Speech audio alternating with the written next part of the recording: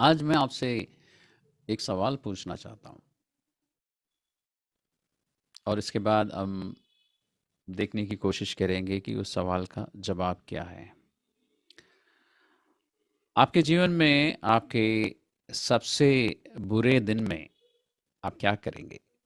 या सबसे बुरे दिन में आपकी प्रतिक्रिया क्या रहेगी? क्योंकि बुरा दिन तो सबके जीवनों में आता है और पवित्र शास्त्र भी कहता है कि दिन बुरे हैं। तो यहाँ पर मैं साइकोलॉजी की बात नहीं कर रहा हूँ, हकीकत बता रहा हूँ। साइकोलॉजी सिखाती है कि हमें पॉजिटिव बातें करनी चाहिए, पवित्र शास्त्र नहीं सिखाता। तो मैं पॉजिटिव बात नहीं कर रहा हूँ फिलहाल। मैं आपसे कह रहा हूँ कि पवित्र शास्त्र के अनुसार दिन बुरे हैं और सबके जीवन में बुरे दिन आते हैं। और कभी-कभी हम कहते हैं ना कि ये आज मेरे जीवन का सबसे बुरा दिन है। जो आज हुआ है, आज से पहले नहीं हुआ है। जितना बुरा आज में मेरे साथ हुआ है, उतना पहले नहीं हुआ। और उसके बाद कुछ दिन के बाद हम भूल जाते हैं, फिर एक दिन ऐसा कुछ बुरा होता है हमारे साथ, तब हम कहते हैं कि आज सबसे बुरा दिन रहा है, क्योंकि आज जो हुआ है, इससे पहले नहीं हुआ। और ये सिलसिला जारी रहता है, हकीकत है, आप जानते हैं। और मैं विश्वासियों की बात कर रहा हूँ, यीशु मसीह पर विश्वास करने वाले, यीशु मसीह के चेलों की बात कर रहा हूँ। हम में और विश्वास ना करने वालों में फ़र्क सिर्फ इतना है कि हमारे पास एक जीवित परमेश्वर है, जिसका वचन हमारे पास है और जिसने वादा किया है कि मैं तुम्हें कभी नहीं छोड़ूँगा, कभी नहीं त्यागूँगा। इसलिए वो हमारी सहायता करता है। और जो यीशु मसीह पर विश्वास नहीं करते, उनके पास ऐसा कोई वादा नहीं है और वादा करने वाला नहीं है, साथ रहने वाला नहीं है। ये फ़र्क है। उनके जीवन में भी समस्याएँ आती हैं, बुरे दिन आते हैं और हमारे जीवन में भी आते हैं। हमें एडवांटेज ये है कि हमारे पास परमेश्वर है हमारी सहायता करने के लिए। ये बहुत लंबा सवाल था। अब सवाल का जवाब क्या है? आपके सबसे बुरे दिन में आप क्या करेंगे? आपकी प्रतिक्रिया कैसी रहेगी? क्या रहेगी? सोचिए इस बारे में। और इसका जवाब भी आप खुद अपने आप को देने की कोशिश कीजिए। एक सेंटेंस में अगर जवाब देना है तो आप क्या देंगे? अपने आप को क्या जवाब देंगे?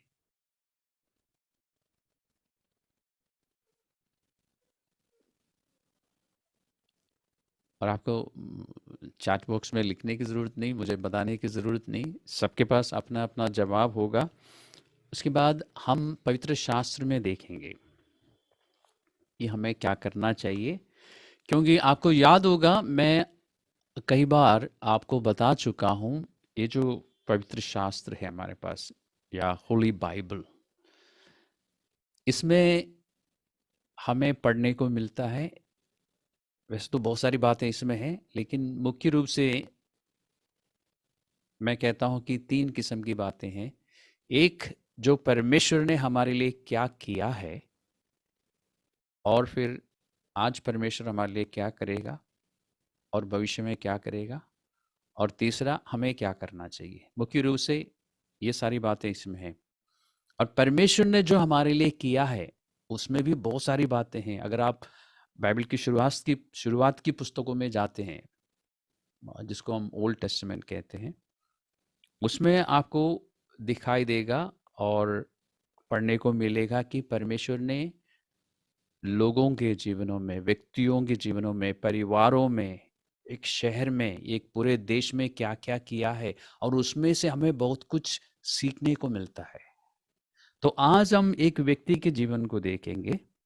उसके जीवन में एक बार नहीं, बार-बार बुरे दिन आए थे, लेकिन एक बुरा दिन के विषय में यहाँ पर चर्चा है। पुराने नियम में एक पुस्तक है शमूएल, उस पुस्तक में जाते हैं, वो शुरुआत में ही है।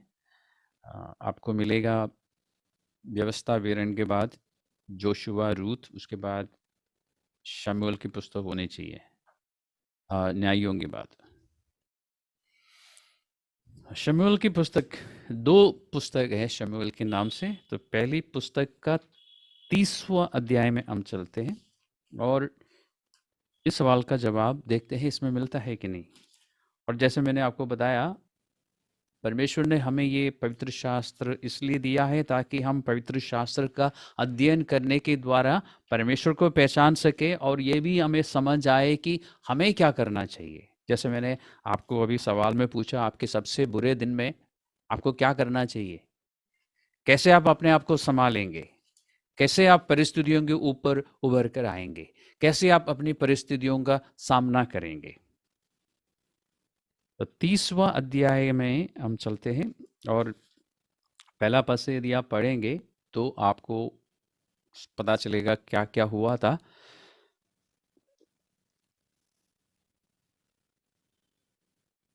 मैं आपके लिए पढ़ दे मतलब अपने लिए और आपके लिए भी पढ़ देता हूँ। 30वां अध्याय, फर्स्ट सैमुएल चैप्टर 30।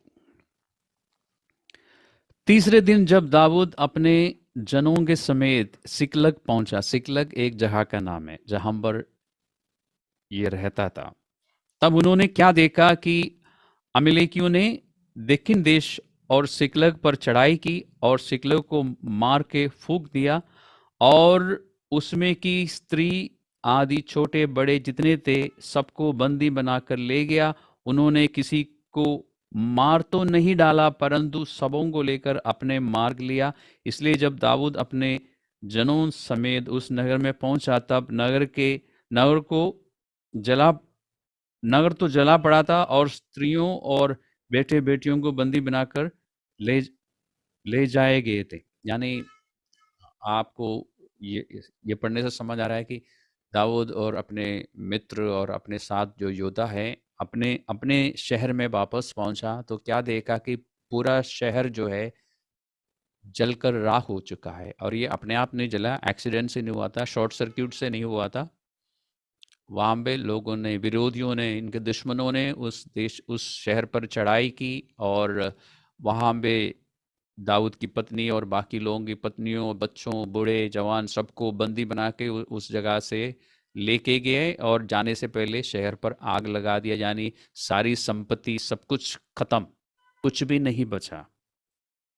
और दाऊद अपने मित्रों के साथ, अपने सैनिकों के साथ वहाँ पे पहुंचा तो वहाँ पर जो दाऊद के साथ जो लोग थे वो भी दाऊद के, इंग्लिश में डेविड, इसके विरोध में बोलने लगे। इतना बोलने लगे कि दाऊद को दिखाई दे रहा था, समझ आ रहा था कि ये अब मुझ पर आक्रमण करेंगे, क्योंकि दाऊद जो है उन लोगों का लीडर था। यानी डेविड के साथ एक तो दुश्मनों ने आक्रमण किया, सब कुछ खत्म हो गया, कुछ भी नहीं बचा और अपनी पत्नी और बच्चे सब बंधुआई, उस समय दाऊद का कोई बच्चा नहीं था तो बाकी लोगों के जो बच्चे थे वो सब बंधुआई में चले गए और दूसरा शहर बिल्कुल घर वर सब कुछ खत्म।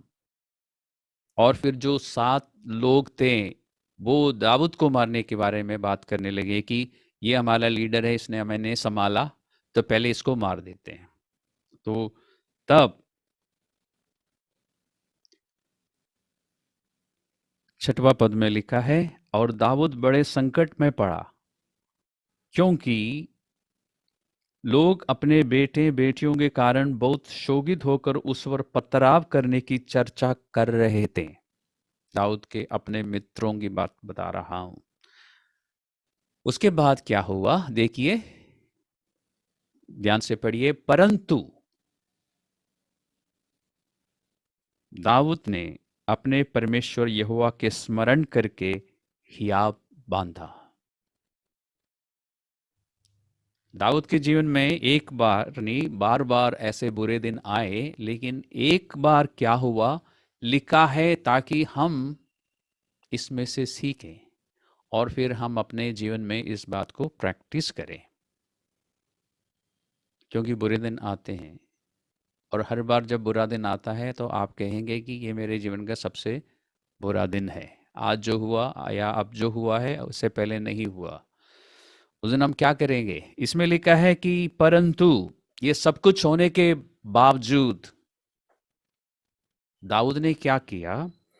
अपने परमेश्वर यहोवा को स्मरण करके हिया बांधा। हिंदी में जो अनुवाद है थोड़ा सा हल्का है, यानी बात अच्छी तरह से नहीं पेश की जा रही है यहाँ पर। अब अगर इसका फुटनोट में शायद है फुटनोट में लिखा है कि दाऊद ने अपने परमेश्वर यहोवा में हियाव बांधा, यानी यहोवा में, आज की भाषा में बोलूं, अपना परमेश्वर यीशु में हियाव बांधा। इसका मतलब क्या है? ऐसे नहीं कि जैसे हिंदी में लिखा ना कि यहोवा को स्मरण करके, यीशु को स्मरण करके, नहीं, सिर्फ स्मरण करके नहीं, वो थोड़ा सा हल्का हो जाता है। यीशु में हियाव बांधा।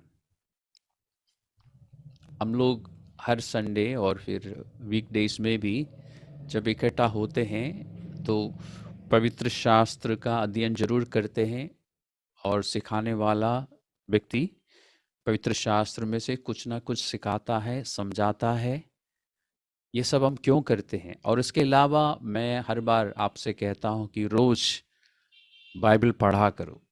बाइबल की बातों को ध्यान से पढ़ो, समय लेके पढ़ो, चाहे आप 5 मिनट का अध्ययन करो या 10 मिनट का करो, लेकिन जरूर करो। और बातों को समझने के लिए पवित्र आत्मा से सहायता मांगो। वचन बहुतायत से आपके, कम से कम 2 बार मैं इस साल इस बारे में चर्चा कर चुका हूँ, जहाँ तक मुझे याद है। मैंने सिखाया था कुलोसियों की पत्री का 3 अध्याय का 17वां पद में से कि परमेश्वर का वचन बहुतायत से, कंजूसी के साथ नहीं, बहुतायत से अपने अपने मनों में डालो, ताकि वो वचन जो है अपने अपने मन में घर बनाए। यानी इस तरह से बैठ जाए वचन कि जब आप सोचना शुरू करें तो वचन के अनुसार आप सोचेंगे, वचन से हट के नहीं, वचन के अनुसार आपका विचार होंगे। तब आप अपने बुरे दिनों का सामना कर सकेंगे। यहाँ में जो लिखा है ना कि वो अपने प्रभु में हियाव बांधा, प्रभु की बातें, प्रभु के विचार, प्रभु की योजनाएं उसके मन में गुमती रही, इसलिए वो हियाव बांधा और फिर समस्या का सामना कर सका। इस अध्याय को आप पूरा अध्याय को पढ़ लेना, आपको पता चलेगा उसने उसके बाद क्या किया, उसके कैसे उसको कामयाबी मिली। ये जानना हमारे लिए अच्छा रहेगा, क्योंकि हम बाकी दिनों में जो मेहनत करते हैं, जैसे संडे के दिन, आज मैं समझता हूँ कि किसी के साथ भी कुछ बुरा नहीं हुआ होगा, सब लोग सही सलामत है, सबके घर में सब कुछ ठीक है। और आज छुट्टी का दिन है तो आपके बिजनेस और काम की जगह में भी कुछ नहीं हो रहा होगा, क्योंकि आप लोग सब घर में हैं। तो आज का दिन ऐसा हो सकता है कि सबके लिए अच्छा दिन हो। तो ये अच्छा दिन में जो हम मेहनत कर रहे हैं, ये बुरे दिन में हमारा बहुत काम आएगा। चाहे वो संडे का दिन हो या बुधवार की हमारी मीटिंग हो या वीरवार को, जो भी जब भी हम इकट्ठा होते हैं और पवित्र शास्त्र का अध्ययन करते हैं, फिर अध्ययन कराने वाला आपको कहता ज़रूर है कि आप इसको प्रैक्टिस करते रहो, प्रैक्टिस करते रहो। बुरे दिन में नहीं, अच्छे दिनों में, ताकि बुरे दिन का आप सामना कर सको। आप में से कुछ लोग ने एक नाम सुना होगा, नॉर्मन शॉर्स्कॉफ। ये 91 की बात है, जब यूएस और अलाइड फोर्सेस इराक पर इराक पर आक्रमण किया था। और कुछ लोगों को याद होगा, उस ज़माने में गूगल और इंटरनेट वगैरह नहीं था हमारे देश में, और शायद केबल टेलीविज़न सिर्फ आया ही था उन दिनों में। 91 की बात है, और उस समय मैं यूएस में रहता था, तो मैं डेली देखता था उस युद्ध के विषय में। नॉर्मन शॉर्स्कोव बहुत फेमस हो गया था, यूएस का जनरल था और अलाइड फोर्सेस का कमांडर था। और वो अच्छी अच्छी बातें बोलते थे, रोज़ टेलीविज़न में आते थे। एक बार उन्होंने कहा कि, अंग्रेज़ी में उन्होंने कहा कि the more you sweat in peace the less you bleed in war. यानी शांति के समय में जितना ज़्यादा आप मेहनत करेंगे, उतना कम युद्ध के समय में खून बहाना होगा, यानी कम लोग घायल होंगे और कम लोग मरेंगे, अगर सेना जो है, सैनिक जो है, शांति के वातावरण में जितना ज़्यादा प्रैक्टिस करेंगे। तो the more you sweat in peace the less you bleed in war. ये Norman Schwarzkopf, his nickname was Teddy. आप उनके बारे में, बट उनके बारे में नहीं देखना, उन्होंने जो बात कही है वो एक अच्छा प्रिंसिपल है। अच्छे दिनों में अगर हम पवित्र शास्त्र में मेहनत करेंगे, मेहनत में पसीना थोड़ा सा निकलता है, यानी पसीना बहाने का मतलब अगर हम समय देंगे पवित्र शास्त्र का अध्ययन करने का और पवित्र आत्मा से सहायता लेंगे और इस तरह अगर हम मेहनत करते रहेंगे, तो जब हमारे जीवन में बुरा दिन आएगा तो हम उसका सामना कर सकेंगे। जैसे आप 30वां अध्याय जिसमें अभी हम हैं, इसको अगर हम आगे पढ़ेंगे तो पता चलेगा कि उसने सबसे पहले अपने आप को मजबूत किया अपने परमेश्वर के, अपने प्रभु यीशु मसीह के वचनों पर, उस वचन के अनुसार हिया बांधकर वो उन लोगों का जो दुश्मन थे उनका पीछा किया, उनको हराया और फिर जो कुछ वो यहाँ से इस शहर से लेके गया था वो सब कुछ लोगों को भी और संपत्ति को भी वापस ले आया। और ऐसा युद्ध आप में से किसी के साथ या मेरे साथ कभी नहीं होगा कि लोग आके हम पर चढ़ाई करे, हम पर आक्रमण करे, लेकिन तरह तरह के युद्ध हमारे जीवन में हैं, पूरे दिन आते हैं और हम उन बातों का सामना कर सकेंगे और विजय हमारा होगा। पवित्र शास्त्र में एक जगह पे लिखा है ना कि धन्यवाद हो परमेश्वर का जो हमें विजय के उस उत्सव में लिए फिरता है। लेकिन वो देखने के लिए हमें बाकी समयों में मेहनत करना चाहिए और मेहनत करके वचन को हमारे मनों में, गहराइयों में बिठाना चाहिए ताकि हमारे विचार वचन के अनुसार हो, तब हम हर समस्या का सामना कर सकेंगे।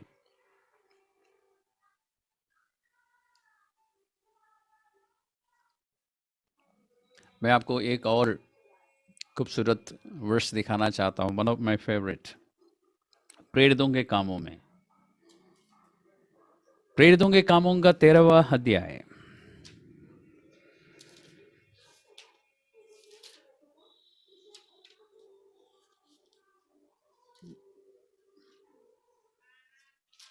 अभी कुछ दिनों पहले आप सबको मालूम है कि हमारे हमारे घर में कुछ हुआ था और रीना के फादर पहले हॉस्पिटलाइज हो गए थे, फिर उनका देहांत हो गया और आप में से सभी लोग हमारे साथ मिलकर उनके लिए प्रार्थना करते रहे और वो ठीक भी हो रहे थे, लेकिन उसके बाद फिर अचानक उनकी कंडीशन खराब हो गई और वो प्रभु में सो गए। और वो समय हमारे लिए अच्छा समय नहीं था, क्योंकि जब किसी का देहांत होता है तो पवित्र शास्त्र हमें ये सिखाता है कि हमें शोक नहीं मनाना चाहिए, क्योंकि हमारे पास एक आशा है जो उन लोगों के पास नहीं है जो जिन्होंने यीशु मसीह पर विश्वास नहीं किया। लेकिन हमारे पास एक बहुत बड़ी, एक खूबसूरत आशा है कि जिस दिन यीशु मसीह बादलों पर प्रकट होगा,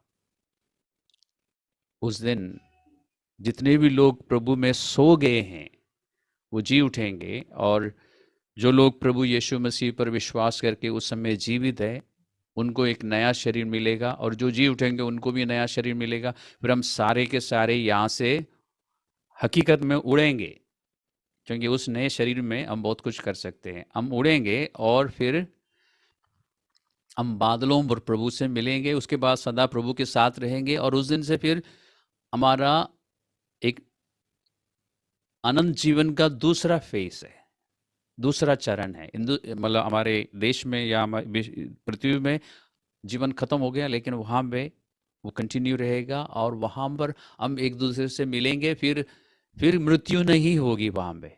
ये आशा है, इसलिए हमें शोक नहीं मनाना चाहिए। ये थिस्सलुनीकियों की पत्री में लिखा है, इस तरह की बातें मुझे हमेशा बल देता रहा उन दिनों में। और एक और बात, प्रेरितों के कामों का 13वां अध्याय में लिखा है, और मैं चाहता हूँ आप सबको भी दिखाऊं। पहले भी मैंने इस बारे में अध्ययन कराया है। 13वां अध्याय का 36वां पद में आप लोग सब पहुंच गए वहां पे। प्रेरितों का काम, the book of acts chapter 13।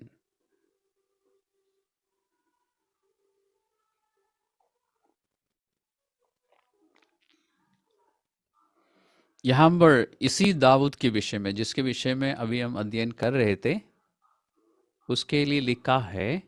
और इस दाऊद की जगह पर इसको पढ़ते समय और इसको समझते समय आप अपना अपना नाम लिख लीजिए। मतलब मैं नहीं कह रहा कि बाइबल में आप अपना नाम लिखो, पढ़ते समय आप दाऊद की जगह अपना नाम बोल के पढ़ लेना। क्योंकि दाऊद तो परमेश्वर की इच्छा के अनुसार अपने समय में सेवा करके सो गया।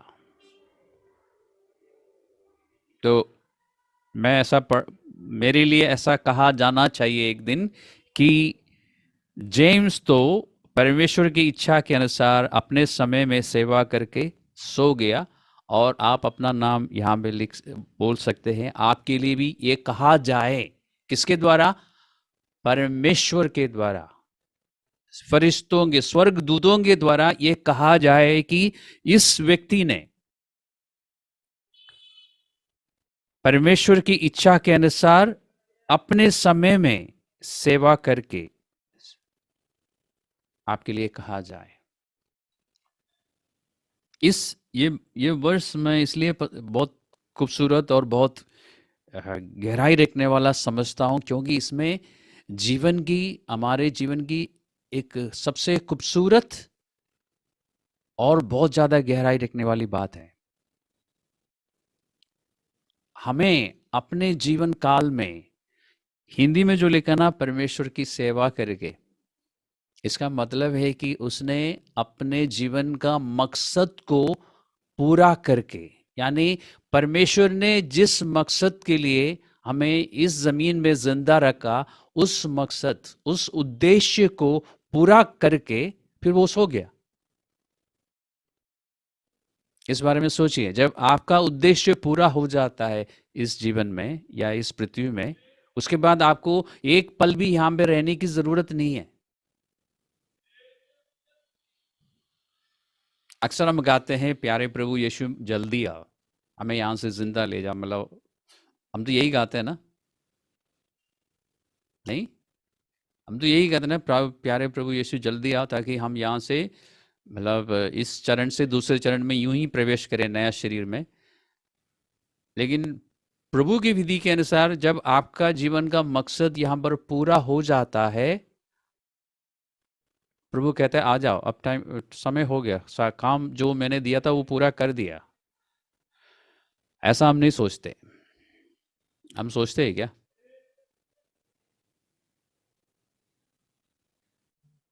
हम नहीं सोचते ऐसा। क्योंकि सबोद्देश्य में लिखा है कि हमारे इंसान के हृदय में, और ये बात सबके लिए है, उनके लिए भी है जो परमेश्वर को नहीं जानते, जो परमेश्वर को नहीं मानते, उनके जीवन में भी ये बात लागू है, पूरी मानव जाति के लिए, कि हमारे हृदयों में, हृदय की गहराई में जो है अनंत जीवन है। अनंत जीवन मतलब जीवन जो कभी खत्म नहीं होता। कहने का मतलब क्या है? ध्यान से सुनिए, कहने का मतलब क्या है? कोई भी मरना नहीं चाहता, कोई भी मरना नहीं चाहता। मैं अपने लिए भी और दूसरों के बारे में भी, जिनको मैं प्यार करता हूं, मैं नहीं चाहता कि वो कभी मरे। लेकिन परमेश्वर की विधि के अनुसार सबको एक दिन मरना है ना? आदि में जब परमेश्वर ने मानव को बनाया था, मरने के लिए नहीं बनाया था, सदा जीवित रहने के लिए बनाया था। आप इस बात को जानते हैं। लेकिन आदम के पाप करने के कारण परमेश्वर ने कहा था ना कि जिस जिस दिन तू इस फल को खाएगा उस दिन मरेगा। और हम जानते हैं कि उस दिन वो आत्मिक रीति से मर गया। फिर 1 साल पूरा होने से पहले, यानी सॉरी, 1 दिन पूरा होने से पहले वो शारीरिक रीति से भी मर गया। कैसे? 930 साल की उम्र में वो मर गया। परमेश्वर के लिए एक दिन 1000 साल के बराबर है। तो उस सिद्धांत के अनुसार वो पहला दिन ही 1 दिन के अंदर मर गया। यानी उसका शरीर से उसको हटना, शरीर को छोड़ के, उसका आत्मा को, शरीर को छोड़ना पड़ा। अगर उसने पाप नहीं किया होता तो हमेशा जीवित रहता। और वो हमारी आत्मा में है, इसलिए हम इस देश को या अपने पृथ्वी को छोड़ने के लिए राजी नहीं है, लेकिन परमेश्वर की विधि के अनुसार हम सबको एक दिन, जब हम अपना अपना उद्देश्य पूरा कर लेते हैं ना, तो हमारा समय यहाँ पे खत्म हो जाता है। और इसमें मैं जानता हूँ एक और सवाल आएगा, तो क्या हमें कैसे पता चलेगा कि हमने अपने उद्देश्य को पूरा किया है कि नहीं? क्या ऐसा तो नहीं है कि कहीं हम समय से पहले यहाँ से चले जा रहे हो? ऐसा भी हो सकता है, हो सकता है। अगर हम परमेश्वर का उद्देश्य अगर हमें पता चल जाता है, तो नेक्स्ट स्टेप क्या होगा, अगले कदम क्या होगा कि उस उद्देश्य के अनुसार हम चलना शुरू करें। और जब फिर हम उस उद्देश्य को पूरा कर चुके होंगे, तो हमारा समय हम शुरू में सो जाएंगे।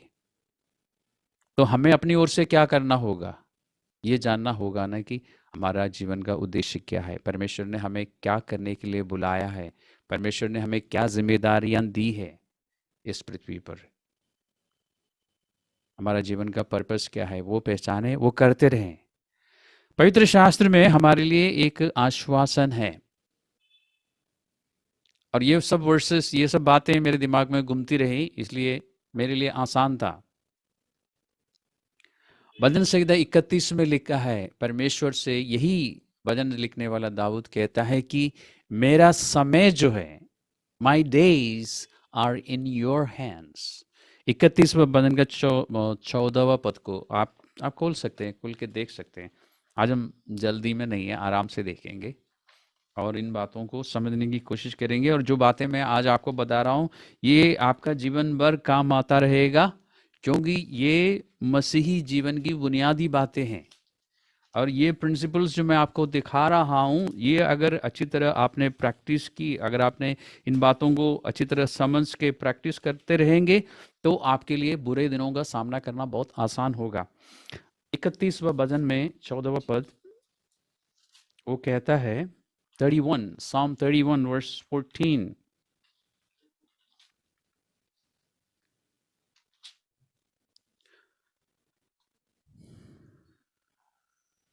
हिंदी में 15 में है, मैंने 14 लिखा है, ओके सॉरी 15। मैं 14 से पढ़ देता हूँ। परंतु हे यहोवा, मैंने तुझी पर भरोसा रखा है, मैंने कहा तू मेरा परमेश्वर है, मेरे दिन तेरे हाथ में है। मेरे दिन मतलब मेरा समय, जो समय मुझे परमेश्वर ने दिया है इस पृथ्वी में रहने के लिए, वो किसके हाथ में है? आपको अनम्यूट करने की जरूरत नहीं है, एक बार बोलिए, किसके हाथ में है? मेरे परमेश्वर के हाथ में। किसके हाथ में? मेरे यीशु मसीह के हाथ में है। तो मेरा जीवन का जो समय काल है, यानी मेरी जो आयु है, वो और किसी के हाथ में नहीं है, किसी इंसान के हाथ में नहीं है, किसी डॉक्टर के हाथ में नहीं है, और शैतान जिसका नाम हम लेना पसंद नहीं करते, उसके हाथ में बिल्कुल भी नहीं है। ये मेरे परमेश्वर के हाथ में है। और इस बात पे आपको क्या क्या करना चाहिए, क्या बोलना चाहिए? हालेलुया, प्रेज द लॉर्ड, या जो भी आप बोलना चाहिए, क्योंकि ये तसल्ली आपको होना चाहिए कि आपका समय जो है, आपका जीवन जो है, आपकी आयु जो है, आपके परमेश्वर और उद्धारकर्ता यीशु के हाथ में है, और वहां से कोई भी उसको चुरा नहीं सकता। यह तसल्ली आपके पास होना चाहिए। तो आप बुरे समय का, बुरे दिनों का सामना, वो कहते हैं ना, सीटी मारते हुए, सीटी बजाते हुए कर सकते हैं। क्यों? क्योंकि आपको पता है कुछ भी होता रहे, मेरा जीवन जो है मेरे प्रभु के हाथ में है। एक सेकंड पहले मेरी मृत्यु नहीं होगी।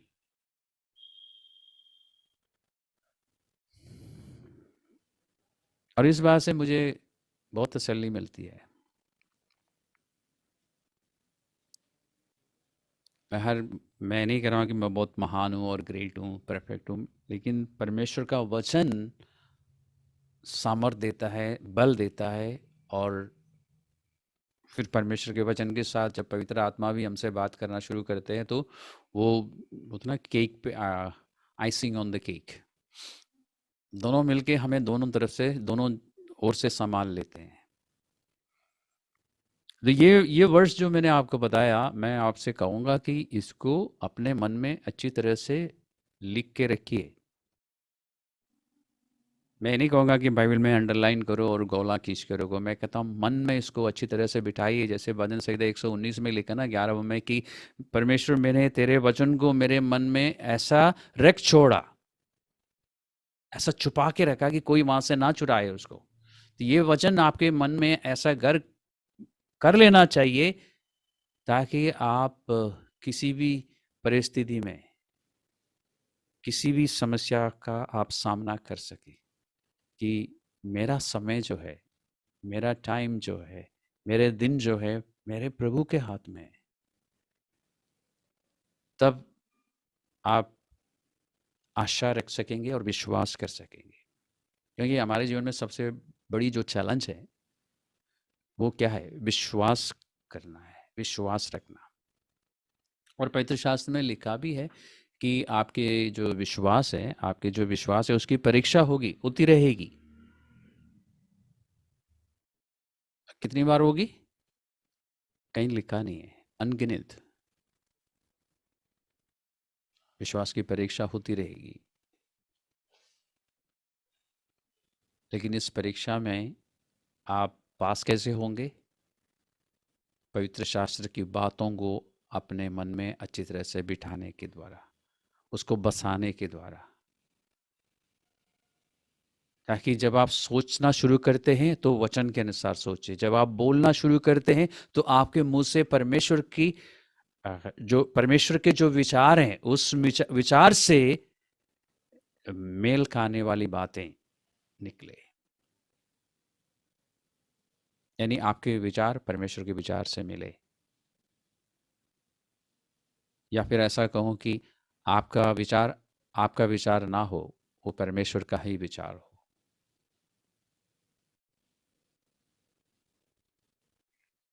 आप अभी भजन संहिता में हैं तो कुछ पन्नों को पलटने के बाद हम 129 में पहुंचेंगे। Sorry 39, 139, Psalm 139। इधर भी एक खूबसूरत बात है। और अभी हम जीवन को लेके बात कर रहे हैं। अभी हम बिजनेस और बाकी सब चीज़ों को लेके बात नहीं कर रहे हैं, लेकिन वो सारी बातें भी इसमें हैं। लेकिन ये जो बात मैंने आपको अभी दिखाई है 31 में से, भजन 31 में से, ये हमारे जीवन को लेके, हमारे फिजिकल लाइफ, हमारे शारीरिक जीवन को लेके। क्योंकि आत्मा के विषय में हम जानते हैं आत्मा की मृत्यु नहीं होगी, आत्मा तो हमेशा जीवित रहेगी। यहाँ से सिर्फ जगह बदल जाएगी, इस पृथ्वी से हटकर। वो मैं विश्वासियों की बात कर रहा हूँ, जिन्होंने यीशु मसीह पर विश्वास किया, उनकी बात कर रहा हूँ। उनकी आत्मा जो है सीधा स्वर्ग में परमेश्वर के पास चली जाती है। वहाँ पे उनके लिए आराम की एक जगह है। इसलिए मैं सिखाता ना कि जब कोई मसीही व्यक्ति का देहांत हो जाता है तो उनके लिए लिखने की ज़रूरत नहीं है RIP, मतलब रेस्ट इन पीस। ये लिखने बेकार की बात है, वो तो है ही रेस्ट में। वहां पे कोई बेचैनी नहीं है, क्योंकि वो परमेश्वर के पास है। मैं मसीह लोगों की बात कर रहा हूँ। उनको ये कहने की जरूरत नहीं है rest in peace, he is already, he or she, उनकी आत्मा जो है already is resting in peace. परमेश्वर के साथ बहुत आनंद के साथ आत्मा है वहां पे। बट बाकियों के लिए पवित्र शास्त्र के अनुसार सिर्फ दो ही जगह है मृत्यु के पश्चात। अगर यीशु मसीह के उस बलिदान को स्वीकार किया है, नए सिरे से जन्म पाया है, मुक्ति मिली है, तो वो आत्मा स्वर्ग पर है। दूसरों के लिए लिखा है उनकी आत्मा जो है अधोलोक में रहेगी। और वहां पर आप कितनी भी बार लिखो रेस्ट इन पीस, वहां पे कोई रेस्ट नहीं है। सुन के थोड़ा सा बुरा लगता है, लेकिन हकीकत है। मैं पवित्र शास्त्र की बातों को बदल नहीं सकता। तो वहां पे आप लिखो, आपको तसल्ली मिलती है कि वो रेस्ट इन पीस है, लेकिन रेस्ट नहीं है वहां पे। यशायाह का 28वां अध्याय और आई थिंक इज 28 और इजी यहेजकेल का 14वां अध्याय, इन अध्यायों को पढ़िए, उसमें इसके बारे में चर्चा है। लेकिन हमारा विषय वो नहीं है। हम उन लोगों के बारे में बात कर रहे हैं जो जिन्होंने विश्वास किया। तो हमारे लिए हमारे जीवन की कुछ बातें हमने देख ली, और हमारे अजीज जो प्रभु में सो गए हैं, दाऊद के विषय में हमने पढ़ा था ना कि परमेश्वर का उद्देश्य को पूरा करके वो सो गया। ये नहीं लिखा कि वो मर गया, क्योंकि जिस दिन यीशु मसीह लौट कर आएगा बादलों में, उस दिन वो भी उठेगा वहां से, तुरही फूकी जाएगी और तुरही की आवाज से जितने भी लोग प्रभु में सो गए सब उठेंगे। तो इसलिए लिखा कि सो गया। और हमारे लिए भी लिखा है थिस्सलुनीकियों की पत्री में 5वां अध्याय में, पहली थिस्सलुनीकियों फर्स्ट थिस्सलुनियंस चैप्टर 5 लिखा है कि हम प्रभु में सो जाएंगे। अब हम चलते हैं 139 में से एक और वर्ष में आपको दिखाना चाहता हूं। आपको याद होगा, हमने एक बार अध्ययन करते हुए, बल्कि एक से ज़्यादा बार हमने इस बारे में चर्चा किया है कि यीशु मसीह जब इस पृथ्वी में आया और लोगों ने यीशु मसीह पर विश्वास किया और यीशु मसीह के क्रूस पर बलिदान देने के बाद हमने जो विश्वास किया, हम सबके लिए लिखा है कि यीशु मसीह उन लोगों को छुड़ाया, उन लोगों को उस गुलामी से छुड़ाया जो मृत्यु के डर के दासत्व में थे। हमें मृत्यु से डरने की जरूरत नहीं। क्यों? क्योंकि मृत्यु तो एक दिन आएगी जरूर, और हमें ये मालूम है कि जब तक हमारा समय पूरा नहीं होगा हम नहीं मरेंगे, यानी हम नहीं सोएंगे प्रभु में। क्यों? क्योंकि हमारा समय जो है प्रभु के हाथ में है, किसी इंसान के हाथ में नहीं। इसलिए हम उस गुलामी में नहीं रहते जैसे अन्य लोग रहते हैं। हमें मृत्यु का डर नहीं है। इस देह को छोड़ के स्वर्ग में जाने से हम नहीं डरते।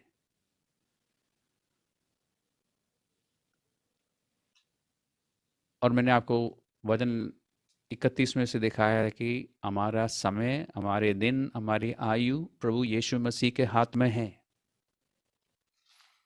139 का 139 का 16वां पद में इस बात को लेके और भी चर्चा है, और एक अलग दृष्टिकोण से हम इस बात को पढ़ते हैं।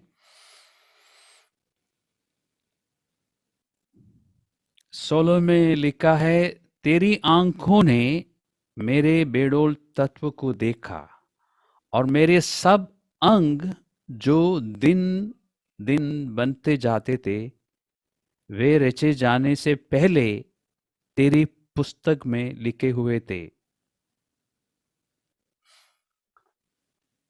ओके, अब आप इसको हिंदी में पढ़िए, सॉरी अंग्रेजी में पढ़िए, थोड़ा सा फर्क है।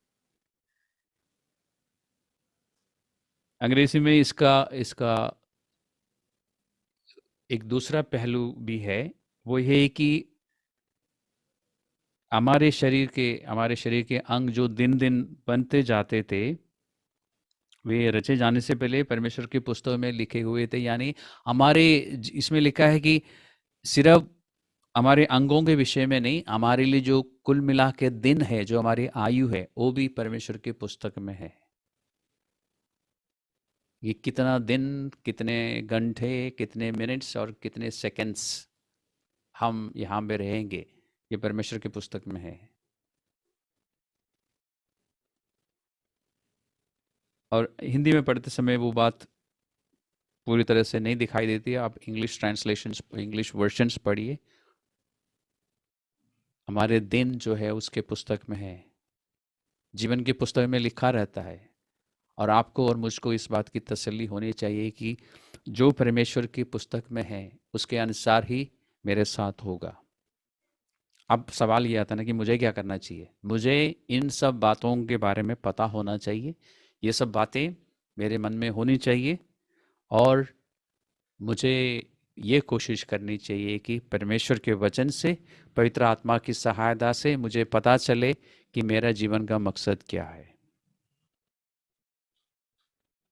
और मैं उसे पूरा करूं।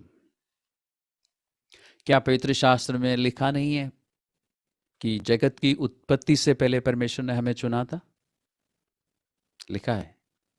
इफिसियों की पत्री का पहला अध्याय में लिखा है। किस लिए परमेश्वर ने जगत की उत्पत्ति से पहले हमें चुना? वो बहुत कम लोगों को मालूम होता है, लेकिन ये सबको मालूम है कि इफिसियों की पत्री में ये लिखा है पहले अध्याय में कि उसने हमें जगत की उत्पत्ति से पहले चुना था। सबको मालूम है। और जिनको नहीं मालूम है आज उनको उनको भी पता चला। लेकिन वो किस लिए चुना था वो भी जानना ज़रूरी है, ताकि हम उसके सामने, परमेश्वर के सामने निर्दोष और पवित्र ठहरे। निर्दोष का मतलब ये नहीं है कि हम कभी पाप नहीं करेंगे। निर्दोष का मतलब है कि हम अपने पापों का अंगीकार करते रहेंगे, समय समय पर करते रहेंगे, समय खत्म होने से पहले ही करेंगे। यानी गलतियां गलतियां हम करेंगे, पाप हम करेंगे, लेकिन तुरंत हम अपने पापों का अंगीकार करेंगे ताकि हमें माफी मिले और शैतान हम पर दोष ना लगा सके। निर्दोष का मतलब है कि शैतान को हम पर दोष लगाने का मौका नहीं मिले। निर्दोष का मतलब पाप रहित नहीं है, हम पाप करते जरूर है। इसलिए पवित्र शास्त्र में लिखा ना कि हम यदि अपने पापों का अंगीकार करेंगे तो परमेश्वर हमें माफ करेगा। तो पाप हम करते हैं। वैसे तो लोग सिखाते हैं कि पाप हमसे हो जाता है, मैं सिखाता हूं होता नहीं, हम करते हैं। गलती हम करते हैं। लोग कहते हैं गलतियां हो जाती हैं, नहीं, पवित्र शास्त्र के अनुसार हम गलती करते हैं, पाप करते हैं, परमेश्वर क्षमा करते हैं जब हम अपने पापों का अंगीकार करते हैं। निर्दोष का मतलब यह है समय रहते ही अपने पापों का अंगीकार करना, ताकि शैतान को आप पर आक्रमण करने का मौका ना मिले। यिर्मयाह नबी के पुस्तक में, ये मैं लास्ट वर्ष आपको बता रहा हूँ, आप चाहे तो खोल के देख सकते हैं, पहला अध्याय में ही है। यिर्मयाह से बात करते हुए परमेश्वर ने कहा था कि मैंने, जैसे हमारे लिए लिखा ना, वैसे यिर्मयाह से पर्सनली प्रभु ने कहा था कि तुम्हारे माँ की कोख में रूप लेने से पहले ही मैंने तुम्हें, हिंदी में लिखा है कि जाना, या हिंदी में लिखा है कि, आई थिंक इंग्लिश में भी लिखा है कि I have known you, but what that means is परमेश्वर ने हमें चुन लिया था। ओके, पहला अध्याय,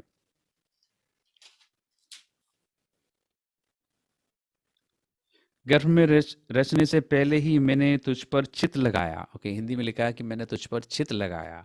इसका मतलब है कि मैंने तुम्हें जाना, उसका एक पहलू, और दूसरा मैंने तुम्हें चुन लिया था, और उसका तीसरा पहलू क्या है, मैंने तुम्हें अलग किया था। तो परमेश्वर ने जाना, परमेश्वर ने चुना और हमें अलग किया इस संसार से, ताकि हम इस संसार की रीति से अपना जीवन ना बिताए, हम परमेश्वर के वचन के अनुसार अपना जीवन को बिताए, जिसके बारे में अक्सर हम चर्चा करते हैं, हर संडे हम करते हैं। सिखाने वाले सिखाते हैं और आप सीखते भी हैं, और आपको अंत में कहा जाता है कि इसको प्रैक्टिस करना, इस पूरे हफ्ते प्रैक्टिस करना, इसको करते रहिए। जब दिन बुरे नहीं है, इन चीज़ों को प्रैक्टिस, इन बातों के अनुसार अपने जीवन को बिताएं, ताकि जब दिन बुरे हो जाते हैं तो आप सामना कर सके।